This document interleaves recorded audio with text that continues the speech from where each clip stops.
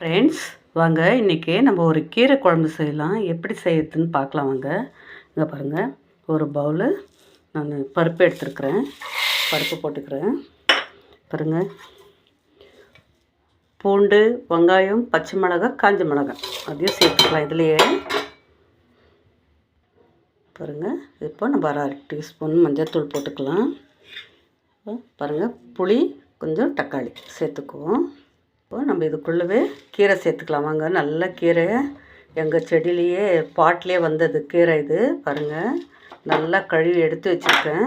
இதையும் இது கூடவே சேர்த்துக்கலாம். பாருங்கள், எல்லா கீரையும் நம்ம இதுக்குள்ளே சேர்த்துருக்கேன். இப்போ நம்ம இதுக்குள்ளே கொஞ்சம் எவ்வளோ நம்மளுக்கு உப்பு தேவையோ நம்ம அவ்வளோ உப்பு சேர்த்துக்கலாம். சேர்த்துட்டு ஒரு 2 விசில் வர வைக்கலாம் வாங்க. பாருங்கள், இப்போ நம்ம குக்கர் ஓப்பன் பண்ணி பார்க்கலாம். கீரை பாருங்கள், நல்லா வெந்து வந்திருக்குது.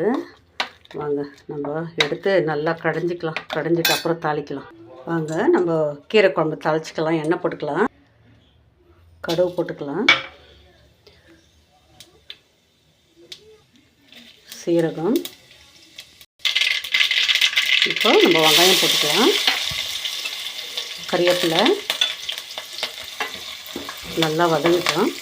பாருங்கள், பொன்னிறமாக வந்திருக்கு. நான் ஊற்றிக்கலாம் குழம்பு. பாருங்கள் ஃப்ரெண்ட்ஸ், கீரை குழம்பு ரெடி ஆகிடுச்சு. கொஞ்சம் கொத்தமல்லி தூவிடலாம்.